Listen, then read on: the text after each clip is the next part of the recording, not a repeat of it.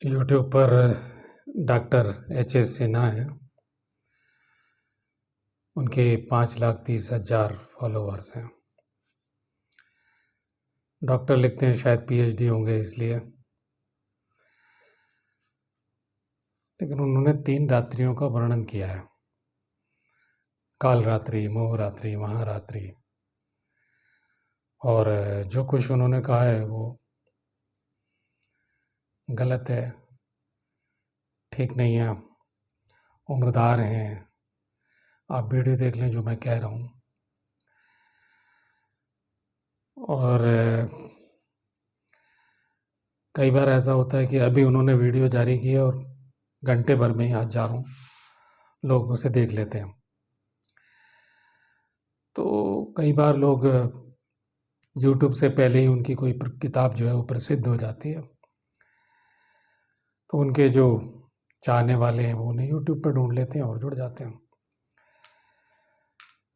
ऐसे ही महाकाल क्या है, मैंने महाकाल भैरव के बारे में बताया और भैरव तत्व के बारे में बताया, उसे देख लें। और मैंने जो कहा है, मेरी हमेशा से मेरे श्रोताओं को कोशिश रही है कि कुछ में हर बार में कुछ, आप मुझे 30 मिनट सुनते हैं तो कुछ आपको कुछ नया मिले, कुछ मार्ग निर्देशन मिले। तो खैर, मैं अपनी बात करता हूँ और कुछ अन्य लोगों ने भी पूछा है, मतांतर हो जाते हैं।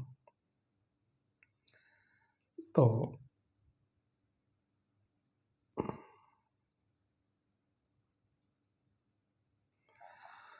ओम श्री गुरुवे नमः, ओम श्री गणेशाय नमः। गुरुदेव के श्री चरणों में प्रणाम करते हुए, यूँ तो हमारा कैलेंडर चैत्र शुक्ल नवरात्र से प्रारंभ होता है, आप सभी लोग जानते हैं।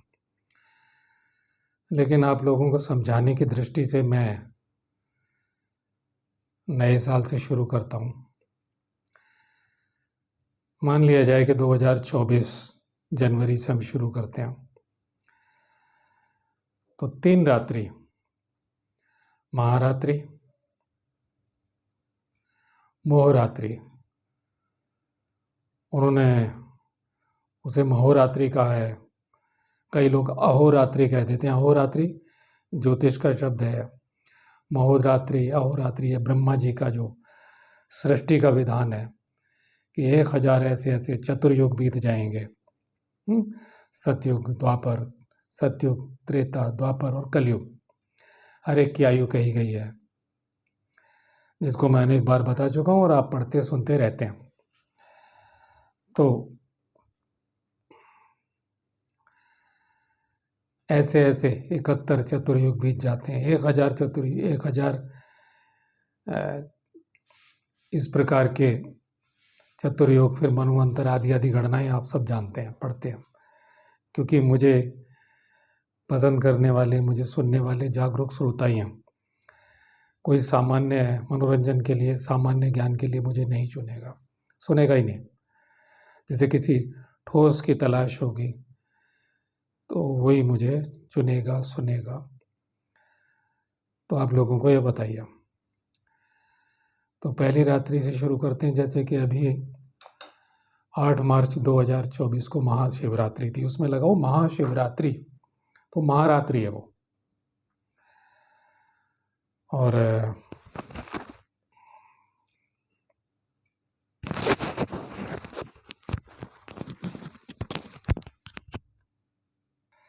और अब साथ के साथ मैं बता दूं, यूँ तो आपकी अपनी अपनी धारणाएं हैं, अपनी अपनी मान्यताएं हैं, लेकिन ऐसे साधक जो जानना चाहते हैं कि क्या करना चाहिए, देखिए महाशिवरात्रि शिव अधिपति हैं उसके, और संपूर्ण भूतों के ईश्वर हैं। संपूर्ण भूतों का मतलब तत्वों की, जड़ चेतन, दृश्य और अदृश्य अनंत सृष्टि के, यह सृष्टि इस ब्रह्मा जी की, चतुर्मुखी ब्रह्मा की, और ऐसे ऐसे अन्य जितनी सृष्टियाँ हैं, अन्य अन्य ब्रह्माओं की सृष्टियाँ हैं, अन्य अन्य लोकांतर है, जो हमारे शास्त्रों में कहा गया है। मेरे श्रोताओं में प्राचीन धारा का व्यक्ति हूँ तो प्राचीन ही बात करूँगा। तो उनके जो अधीश्वर हैं भगवान भूतनाथ उन्हें कहा गया है, यानी भगवान शिव। तो महाशिवरात्रि सामान्य गृहस्थ व्रत रखता है। व्रत रखने से हमारी चेतना का उर्गमन होता है और बाकी व्रत के लाभ आप जानते हैं। और तपस्या के साधना के अंतर्गत, तप के अंतर्गत ही आता है व्रत। तो हर एक के अलग विधान है, अगर विधान न किया जाए। और तमाम सारे जो गुरु हैं, जो गहरे नहीं हैं योग और तंत्र में, वो हमेशा एक ही बात कह देते हैं, या तो गीता के अंतिम अध्याय की बात करते हैं, श्रद्धा पूर्वक सब कुछ करना चाहिए। श्रद्धा तो अनिवार्य है ही है। श्रद्धा भक्ति का रूप धारण कर लेती तो भक्त बन जाइए, फिर साधना मत कीजिए। हर कोई मीरा नहीं बन सकता, हर कोई नारद जी नहीं हो सकता, हर कोई दुर्गा जी का भक्त कात्यायन ऋषि नहीं हो सकता। या तो इतनी ऊंची भक्ति हो जाए कि परमेश्वरी जगदम्बा स्वयं तेज से प्रकट हो जाए, ज्ञान विज्ञान संपूर्णता आपको दे दे। और उन सब के भी गुरु हैं, चाहे कात्यायन हो, देव ऋषि नारद हो, जो भी हो। मीरा की बात मैं नहीं करता, कई बार कर चुका हूँ। हम यहाँ पे रात्रि की बात कर रहे हैं, तो इसमें लगा शिवरात्रि, महाशिवरात्रि। तो रात्रि में जो साधना का महत्व है, आप कुछ भी करें, साधना का आरंभ कर सकते हैं। भूत प्रेत पिशाच यक्ष किन्नर गंधर्व नाग बेताल अप्सरा यातुधान इत्यादि अदृश्य शक्तियाँ। और अप्सरा का मतलब, जब भी मैं अप्सराओं की बात करता हूँ, वो मेनका रंभा आदि नहीं, उन तक वो ऋषि मुनियों के स्तर की हैं।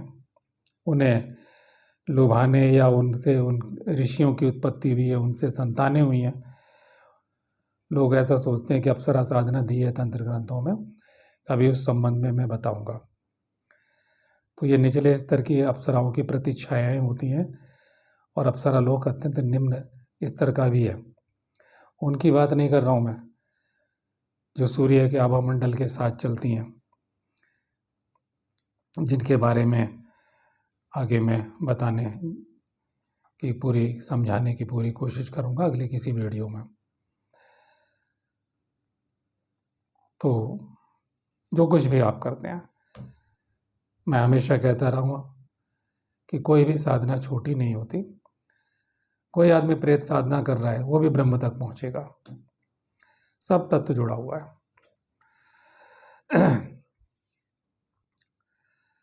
तो हमारी सोच कैसी है, हमारी चेतना कैसी है, हमारा गुरु कैसा है, हमारा मार्ग कैसा है, इस पर निर्भर करता है। मैंने यक्षिणी योगिनियों की भी बात की है। और प्रत्येक चेतना के द्वारा ब्रह्म में प्रवेश किया जा सकता है। जब मैं ये कहता हूँ दीवार से, प्रत्येक तत्व से, हमारी देह का प्रत्येक कण है, यहाँ से प्रवेश हो सकता है, हर वस्तु से प्रवेश हो सकता है। तो तत्व का जगत है, हमें उन तत्वों को जानना पड़ेगा। बस तत्व से जानता है गीता की भांति। लेकिन मूल रूप से भगवान शिव की साधना की जाती है। लेकिन जो नीचे से भी चल रहा है, उसके लिए वो मुहूर्त है, उस दिन पहला दिन होगा वो साधना का। और उस दिन वहाँ से जो प्रारंभ करेगा, तो वो चाहे उसकी 3 महीने चले, 6 महीने चले, 1 साल चले, कभी इस तरह की बातों में नहीं पड़ना चाहिए कि 1 दिन में साधना हो जाएगी, 2 दिन में हो जाएगी। साधना समय साध्य है। और कोई प्रत्यक्ष शक्ति तब उत्पन्न होती है, शक्ति का मतलब ही है, आप मेरे पुराने वीडियो देख लें, सब शक्ति आत्मशक्ति हो जाती है। आगे बढ़ते हैं। महारात्रि अर्थात महाशिवरात्रि। दूसरा उन्होंने जो कहा है सिन्हा साहब ने, अन्य लोग भी पता नहीं क्या कह रहे हैं, मुझे नहीं मालूम। महोरात्रि नहीं, मोहरात्रि। होलिका दहन करते हैं। होलिका मोह की प्रतीक है, माया की प्रतीक है, हिरण्यकश्यप की माया। होलिका एक माया है। मैं प्रतीकात्मक शब्द कम प्रयोग करता हूं। अगर कभी मुझसे कई बार कहा है पंचमकार के बारे में कहूं तो बहुत सारे कहते हैं नहीं, वो तो मध्य वो वाली है जो प्राणों की मध्य है। प्राणों का भी नशा होता है, चलिए हमने माना। मध्यमान, समुद्रा, मीन और मैथुन कई बार श्रोताओं ने पूछा है।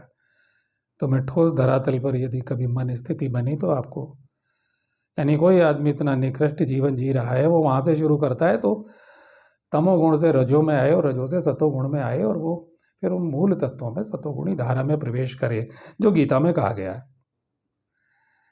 तो वो क्या, क्यों, कैसे? कुछ चीजें प्रतीकात्मक नहीं है, वो कहीं ठोस आरंभ हुई हैं, लेकिन उनके समझाने वाले, और शास्त्र हमेशा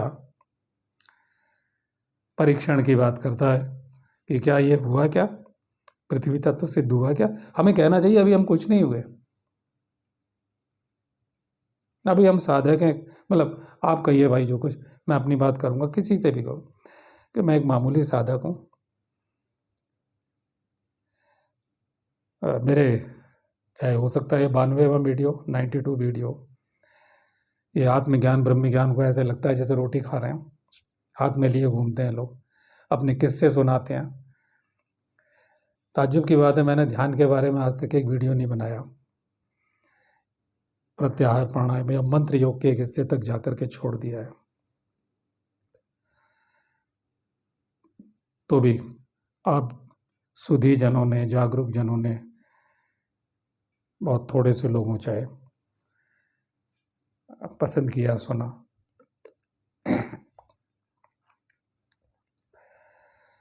तो मोहरात्रि क्या है? आपने देखा होगा होली पर सबसे ज्यादा तंत्र मंत्र के प्रकोप होते हैं। इससे पहले शायद एक वीडियो है जिसमें किसी की मैंने व्यथा सुनी है और मैंने अभी वो केस नहीं लिया है। और कोई भी केस लेने का मतलब है, एक आदमी दुनिया भर से ठग करके मेरे पास आया है, अगर मैं उसे स्वीकार कर लेता हूँ और मैं उससे 1 रुपया लेता हूँ तो वो 1 रुपया उसका सार्थक होना चाहिए, जड़ मूल से रोग नष्ट होना चाहिए, तंत्र मंत्र भाग विघ्न बाधा उसकी जड़ मूल से नष्ट होनी चाहिए।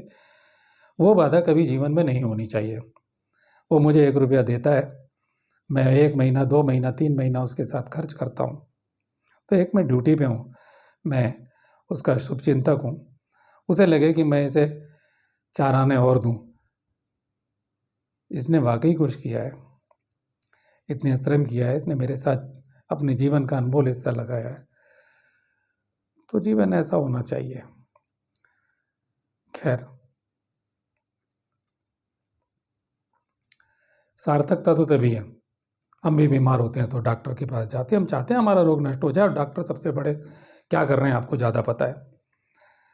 जाते हैं हॉस्पिटलों में दाखिल होते हैं और 50 और बीमारियां लग जाती हैं, कई बार कितने साइड इफेक्ट होते हैं, लुट के आते हैं।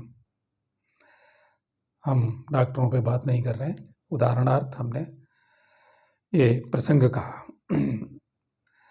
तो मेरे प्रिय श्रोताओं, मोहरात्रि सात्विक, सबसे पहले तामसिक, राजसिक और सात्विक सभी साधनाओं के लिए ये है होली की रात्रि। और अभी जैसे कि ये 25 मार्च की होली थी, रंग की होली, तो 24 मार्च की ही रात्रि साधना की रात्रि थी।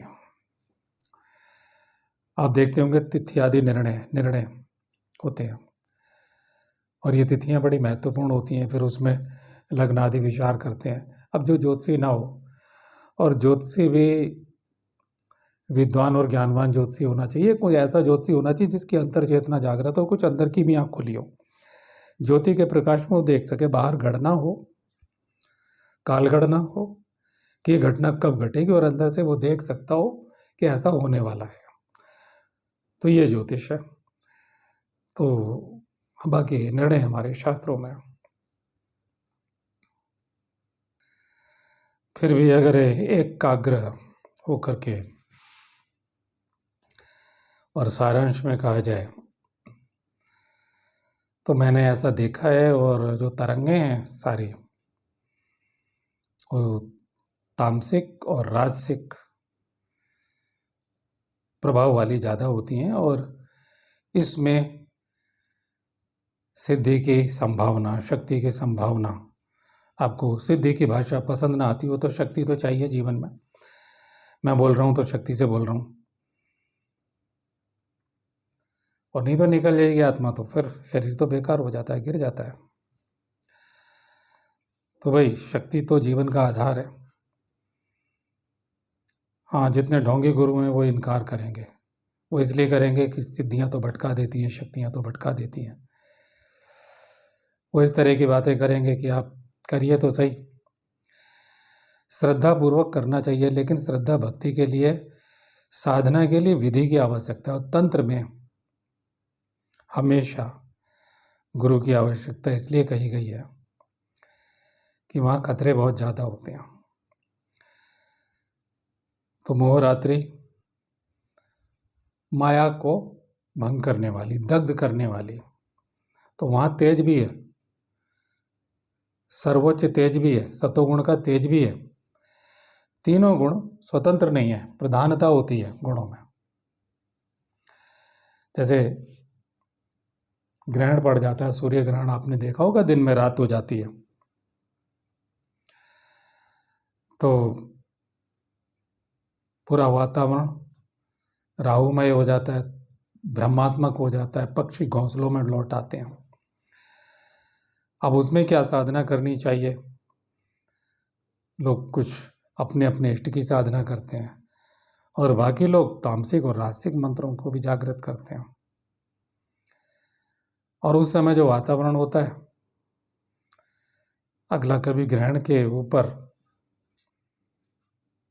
वीडियो जारी करूंगा, मन स्थिति और जीवन में समय रहा उस समय, तो कोशिश रहेगी आप लोगों को अलग हटके कुछ जानकारी दूं, कुशा का महत्व बताऊंगा। ऐसे तो आप जानते हैं, कुछ डालते हैं वगैरह वगैरह, लेकिन मेरी कोशिश रहेगी कुछ अलग हटके। आप लोग जब कुछ पाते हैं तो मुझे लगता है कि मरने से पहले हम कुछ भूल जाएंगे, और तो कुछ नहीं कर रहे, तो हमें लगा कभी हम भी गुरु की तलाश में जाया करते थे। बड़ी कृपा हुई उन गुरुओं की, और फिर अंत में भगवान कपिल देव जी महाराज, आदि गुरु सिद्ध कपिल मुनि जी की कृपा, उनकी परंपरा की तलाश खत्म हो गई। मेरे पास और कुछ नहीं है कि हम मार्ग पे हैं, बस इससे ज़्यादा हमारे पास कुछ नहीं है। जैसे आप हैं वैसे मैं हूँ, शायद आप लोग मुझसे श्रेष्ठ हों, तो मैं उनके लिए हूँ जो समझते हैं कि मुझसे कुछ नहीं मिलेगा। मार्ग निर्देशन तो प्रधानता होती है, तो उस टाइम अन्य गुण गौण हो जाते हैं, सूक्ष्म में पहुंच जाते हैं, और वह गुण बढ़ जाता है। तो होली का काल भी ऐसा था। होली की जो रात्रि है, जो पूर्णिमा की रात्रि है, ऐसी त्रयोदशी की रात्रि, शिव त्रयोदशी की रात्रि, और इसके बाद अब आ रही है नवरात्रि, और नवरात्रि 9 अप्रैल से मनाएंगे गृहस्थ लोग। दिन में घट स्थापन करते हैं, आप लोग भी करवाते होगे, करते होगे, लेकिन साधना की जो रात्रि है 8 अप्रैल की रात्रि, 8 अप्रैल 2024 की रात्रि 12:52 से जो लोग साधना करने वाले हैं, मैं उनके लिए कह रहा हूँ, उनके लिए वो समय महत्वपूर्ण है। यहाँ से चैत्र शुक्ल नवरात्र प्रारंभ हो जाता है। शब्द में गौर कीजिए, नवरात्रि। बेशक आप दिन में केवल व्रत रखते हैं, आचरण का पालन करते हैं, अपनी प्राण शक्ति का उत्थान करते हैं, लेकिन साधना रात्रि में। यह योग माया की साधना है अर्जुन। में अपनी योग माया के अंश मात्र से संपूर्ण ब्रह्मांड को धारण किए हुए हूँ। योग माया 10वां जो रूप है वो आप जानते ही हैं, धूमावती महाविद्या का, अलक्ष्मी का।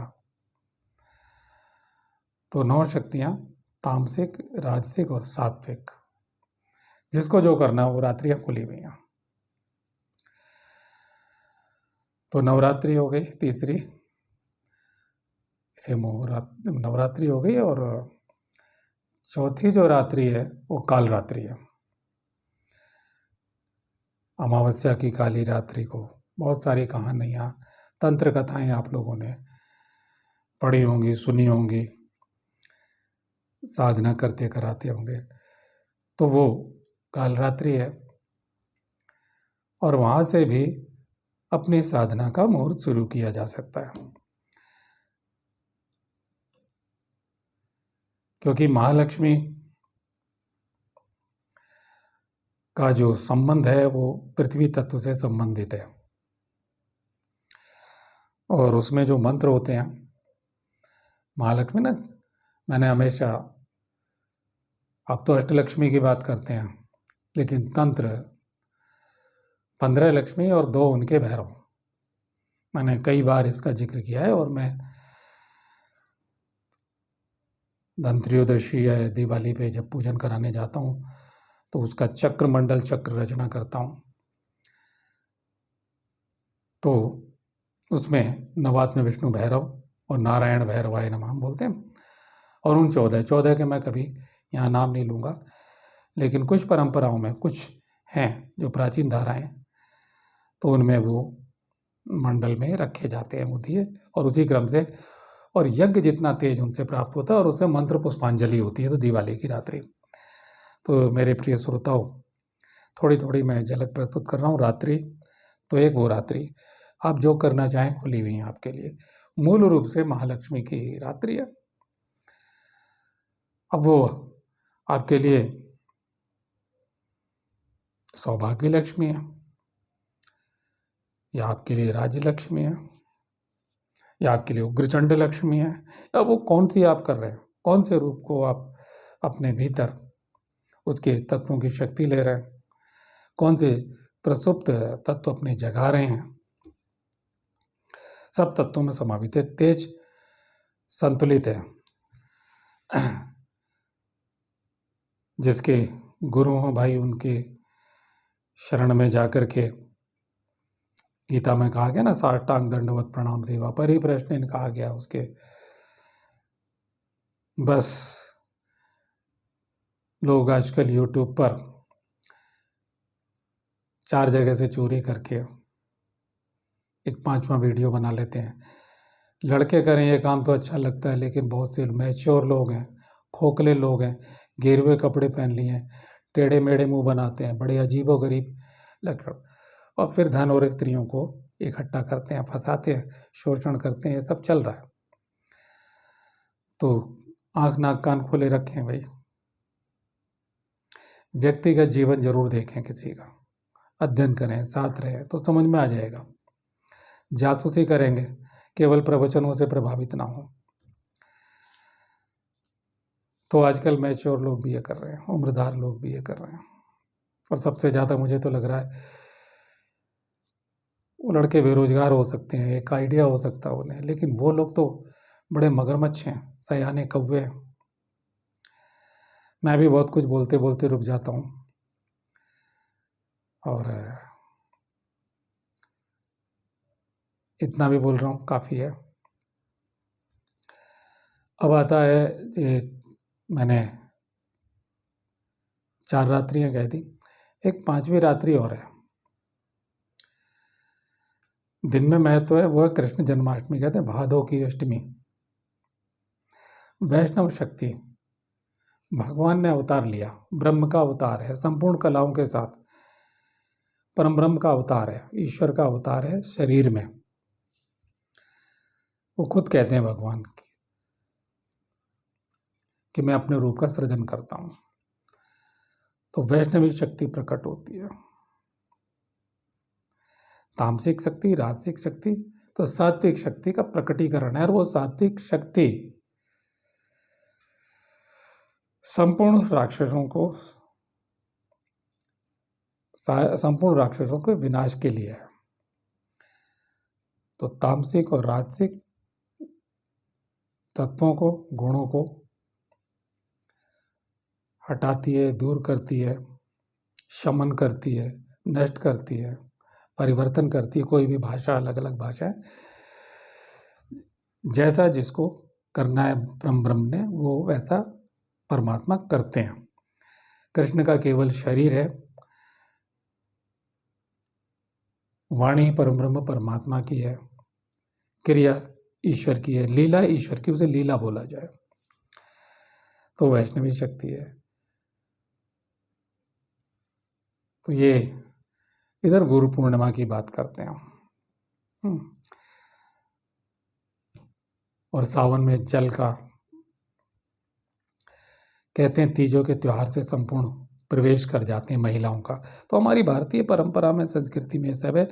ये बुद्ध, महावीर, कबीर, वाजिद और ये और वो सूफी संप्रदाय, ओशो आदि, ये सनातन धर्म को नष्ट करने वाले लोगों ने सारी चीज़ें खत्म कर दी हैं।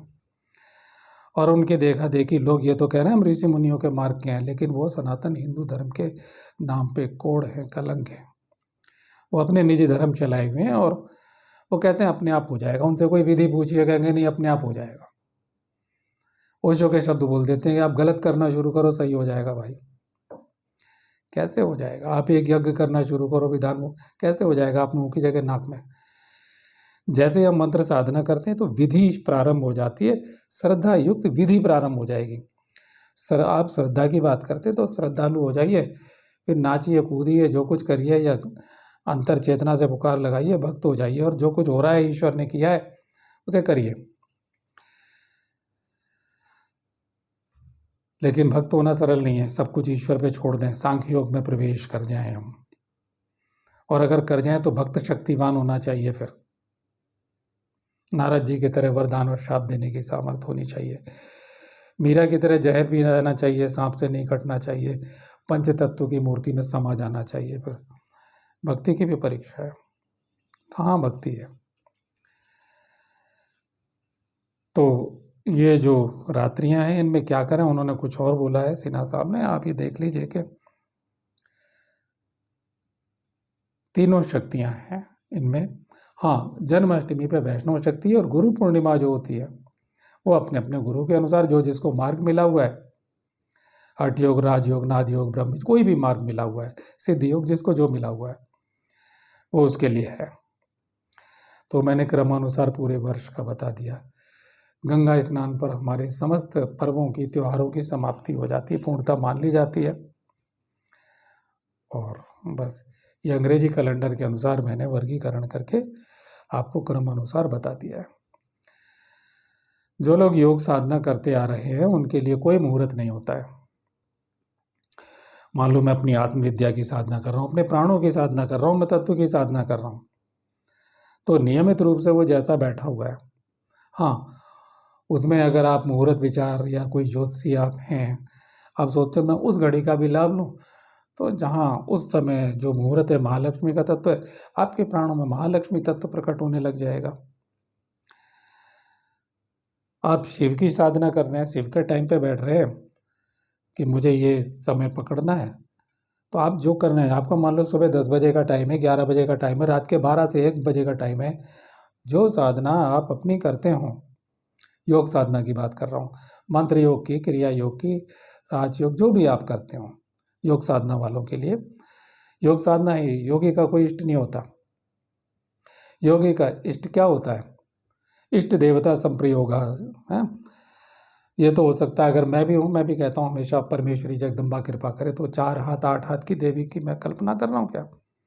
नहीं, वो है, वो साक्षात ऋषियों ने देखी, दर्शन देगी तो वैसी देगी, लेकिन वो विलीन हो जाएगी। जैसे मैं भी हूँ और मैं भी नहीं हूँ, एक एक कण मेरा भी विलीन हो जाएगा, लेकिन मेरे लिए वो थोड़ी देर के लिए है। इष्ट देवता समझो वो प्रकट होगी तो संपूर्ण ऐसे ही छूने वाला शरीर जैसा मेरा है। वो कोई रामकृष्ण परमहंस की कल्पना की काली नहीं हो कि ज्ञान की तलवार से काली का सर काट दे। काली को कैसे काटा जा सकता है? अनंत ब्रह्मांड की अनंत सृष्टियों की उत्पत्ति करता है। तो जो करता आ रहा है भाई, वो प्राण तत्व की साधना ही करेगा, चाहे ओम की साधना कर रहा हो, कोई भी रिंग क्लिंग, मतलब जो भी उसका गुरु मंत्र होगा, या मंत्रों के अंगन्यास करन्यास वगैरह वगैरह जो होंगे, जिनकी आप बहुत से जो ढोंगी बाबा लोग हंसी उड़ाते हैं, वो ऋषियों की हंसी उड़ा रहे, मेरी क्या उड़ाएंगे।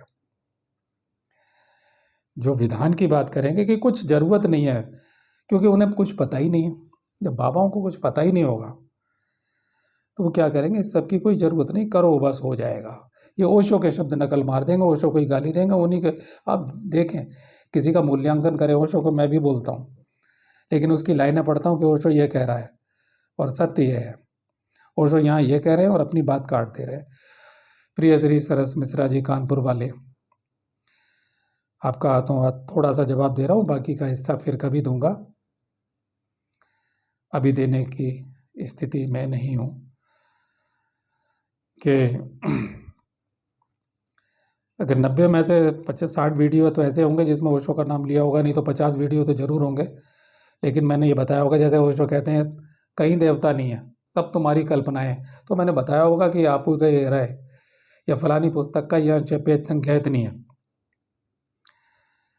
फिर वो अपनी बात कह देंगे कि आज्ञा चक्र के टूट जाने पर देवताओं से संपर्क हो जाता है, तो अपनी ही बात को काट देते हैं। तो ऐसा व्यक्ति और उसके करोड़ों फॉलोवर्स हैं। जैसे ही हम ओशो शब्द बोलते हैं ना, तो वो क्योंकि करोड़ों में चल रही है, बहुत से चैनल बंद हो चुके हैं ओशो के नाम से, उसका कॉपीराइट उनका है, तो बड़ी सावधानी से बोलना पड़ता है। और मैं बड़े ढंग से बता रहा हूँ, मैं जो बोल रहा हूँ तो मैं प्रमाण सहित बोल रहा हूँ। तो 2 शब्द आपको सुनने को मिल रहे हैं, तो मैं सावधानी से कोशिश करूँगा कि आपको समझाऊँ। वो बड़े मगरमच्छ हैं, इस दुनिया में झूठ का बोलबाला होता है।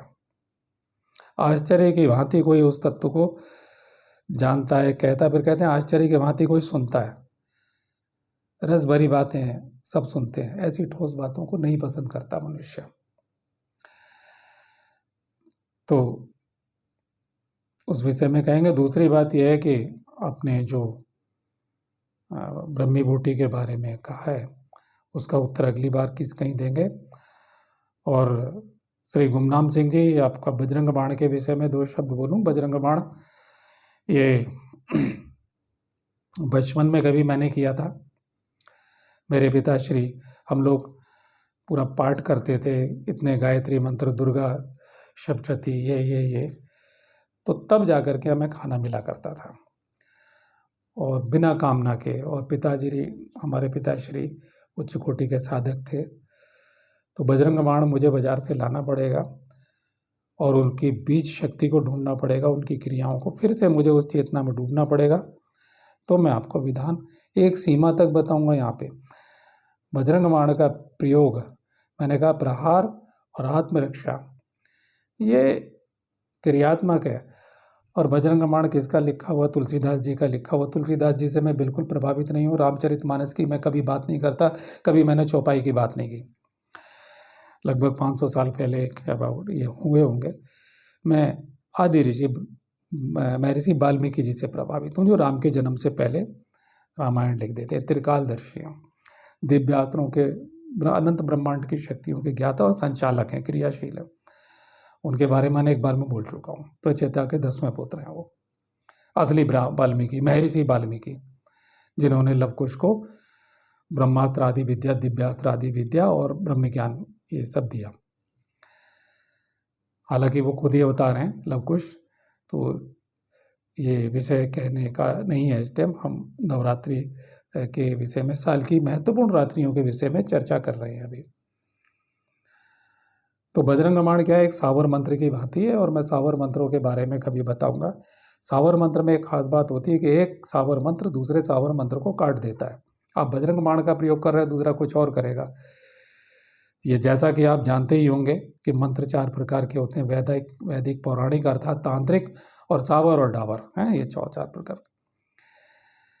तो उसे शक्तिशाली हमारी प्राणस चेतना बनाती है। वो प्राणस चेतना कैसे, उसका संघात स्वर क्या है, बजरंग बाण का उतार चढ़ाव क्या है, और उससे अधिक अगर देखा जाए मूल रूप से तो हनुमत कवच स्तोत्र है।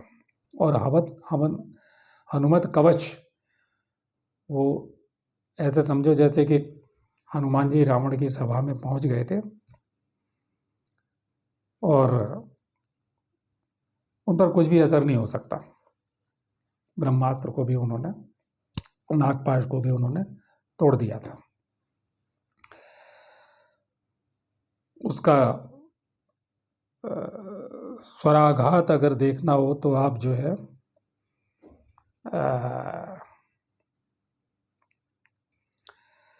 मेरा जो चैनल आरंभ होता है तो मेरा जो तीसरा भाग है, मैंने मंत्र प्रयोग से पहले और उसके बाद तीसरे भाग में मंत्रोच्चारण करके बताया है। तो उसमें आपको हनुमत कवच स्तोत्र, ओम नमो हनुमते सर्वग्रहान् भूतो भविष्यत् वर्तमानम्, ये मिल जाएगा।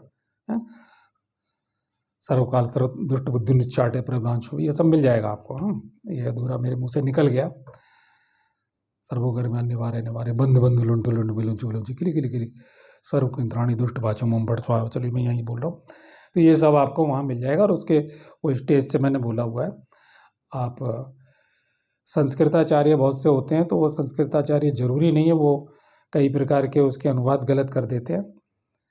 कोई ठीक ठाक जानकार और भक्त हो भाई, तो उसे वहाँ जा कर के अगर मेरी प्रार्थना है, या अच्छे लोग जिनका मन सतोगुणी है, अच्छा आचरण कर रहे हैं, तो ऐसे लोगों को जीवित रहना चाहिए। परमेश्वरी जगदम्बा आपकी रक्षा करें। मेरा आपसे कोई रिश्ता नहीं है, आप मेरे श्रोता हैं। ऐसे ही पता नहीं अनजाने श्रोता जुड़ जाते हैं। और तो आप कहीं जाएं। मैं इस समय राजस्थान में हूँ, गाजियाबाद में नहीं हूँ। और भाई मेरी स्थिति क्या है, मैं बहुत सारा काम नहीं करता, काम पेंडिंग पड़ा रहता है। तो आज की दुनिया में अगर कोई साधक है तो अपने लिए वक्त चाहिए, एक छात्रवृत्ति चाहिए, खर्चे चाहिए जीने के लिए। तो अगर मुझे काम नहीं करना है तो कोई ऐसा काम लेंगे कि 2 महीने के पैसे मुझे 1 ही महीने में मिल जाएं, या मेरा 3-4 महीने का खर्च चल जाए। तो मैं फिर उससे कुछ रिसर्च करूं, कुछ सोचूं कि हाँ भाई मुझे समाज हित के लिए भी कुछ 2 शब्द बोल देनी चाहिए। तो आप मेरे से मुलाकात करेंगे। भाई मैंने बड़ा साफ कह रखा है, 600 रुपये घंटे में कोई भी व्यक्ति मुझसे मुलाकात कर सकता है।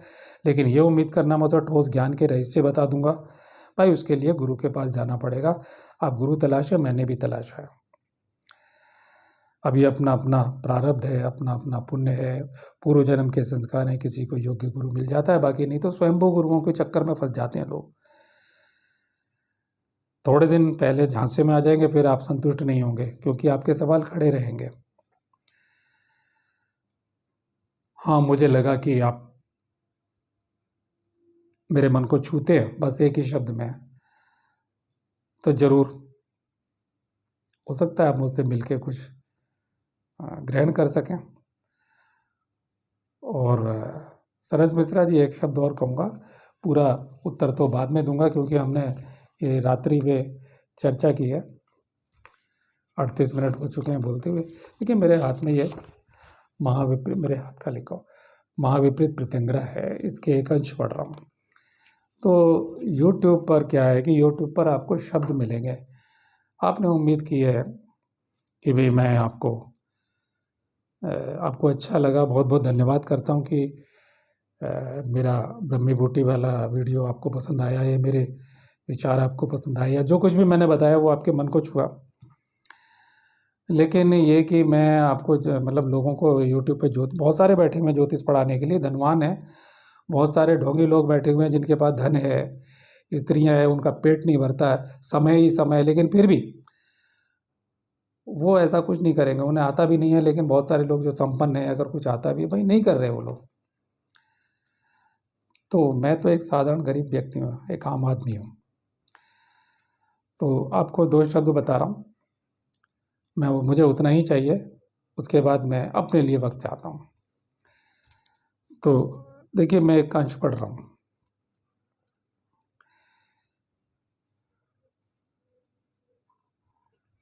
इसमें सब कुछ कहा है, मारण शत्रुवर्गणम रक्षणाय चाहतम परम आयुर्वृद्धि यशोर्वृद्धि। अच्छा, ये इसके लाभ के बाद एक अंश है, स्मृति मातृण देवसी शत्रुवर्गलाइम गतः इदम सत्यम दुर्लभ दैवतैरपि। अच्छा, कहते हैं शठाय परिशिष्याय। शठाय एक ऐसा व्यक्ति जो ऊपर से अच्छा लग रहा है, अभी मेरा शिष्य बन जाए। पहली बात तो मेरा कोई शिष्य नहीं है। पूर्व काल में 26 बने, सब ही स्वयंभू गुरु सिद्धांतों में, सबके चैनल कि कुछ मर चुके और बाकी लोग सिद्धांत विहीन होकर के, अहंकार से ग्रस्त होकर के, और वो बस वही कर रहे हैं जो धन और स्त्री बटोरना, लोगों को शिकार बनाना, यही सब कर रहे हैं। वासनाओं की पूर्ति, हवस नहीं भरती उनकी, कितना ही धन आ जाए। तो उन्हें प्रसिद्धि चाहिए, जय जयकार चाहिए। तो इसमें क्या लिखा हुआ है, इदम सत्यम, ये कहते हैं शठाय पर शिष्य है, दूसरे का शिष्य हो। तो कोई ऐसा है कि ऊपर से अभी लग रहा है कि मेरा शिष्य बन जाएगा, नहीं, मैं दर्शन कराने ले जाता हूँ, पैसे तय करता हूँ, और इस बारे में कई बार बता दिया है कि पहले आदमी आचरणानुरूप बनेगा, अनुयायी कोई बने, शिष्य बनना तो कठिन बात है, बनेगा भी या नहीं, लेकिन कोई भी मेरे से जुड़ता है, कोई एक व्यक्ति, अभी तक कोई नहीं है, ठीक है, तो कम से कम ये जीवन सफल होना चाहिए किसी एक विद्या में, किसी एक मार्ग में। यदि आपको लगता है कि मुझे कुछ आता है, ऐसा आपके मन को छूता है, अब बड़ा साफ सा है कि मैंने जितना कुछ बोला वो साफ है आपके सामने। तो शठाय पर शिष्याय पुत्राय, तो इसमें कहा गया है पुत्राय भक्ति युक्त है, स्वशिष्याय तपस्वी। जो तपस्वी हो, अपना पुत्र हो, अपना पुत्र भी अगर तपस्वी है और हमारे अनुरूप है तब, पर शिष्याय दूसरे का शिष्य है तो नहीं दिया जा सकता। और इसमें बड़ा साफ कह दिया है, महाविद्या को आत्मवर्ग प्रदाय, यानी हम आत्मवर्ग, जो अपना ही आत्मा हो ऐसे को दिया जाता है।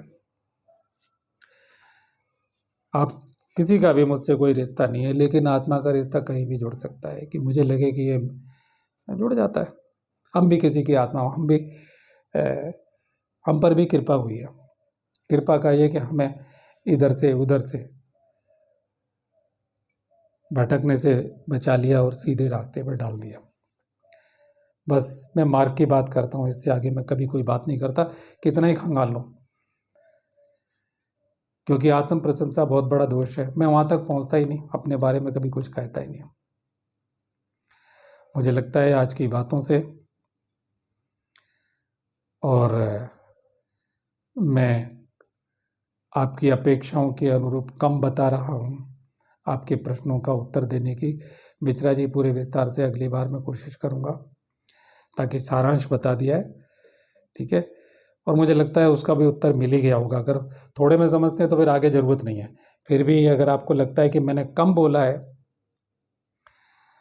तो आप प्रश्न कर दें, कोशिश करूँगा आगे बताने की। और गुमनाम सिंह जी देख लें तीसरा भाग मेरा तत्काल मंत्र प्रयोग, वो 1 घंटे का मेरा कार्यक्रम है, जो जिसमें देश के लेवल के अधिकारी, उद्योगपति, बुद्धिजीवी, मीडिया वाले सब हैं। तो वो 3 पार्ट्स में मैं टुकड़े करके वो डाला हुआ है 4 भाग में। तो तीसरे भाग में मंत्र प्रयोग है, उसमें आपको मिल जाएगा। और उतना भी अगर लाइनें आपको उसने आपने समझ ली, देखिए उसके पीछे जो प्राण शक्ति है वो षोडश मातृका से आई हुई है। बिना षोडश मातृकाओं के मंत्र जागृत नहीं होता है। मंत्र की तरंगें ये चक्रों में वास करती हैं, और उनकी कृपा से, गुरु की शक्ति से षोडश मातृकाओं में जागरण आता है। और षोडश मातृकाओं में अंतर मातृका और बहिर्मातृका, जिनका मैंने उच्चारण करके झलक दिखाई, क्योंकि उनका उच्चारण बहुत कठिन है। दीर्घाभ्यास से मुझे उग्र तारापीठ में पहली बार षोडश मातृकाओं का पता लगा था और प्रेरणा हुई थी। और मैं फिर भी कहूँगा इनमें गुरु कृपा है भाई, मैं नहीं जानता, मैं एक साधारण व्यक्ति हूँ। उम्मीद है कि आज की कुछ बातें आपके मन को छुई होंगी। शुभकामना।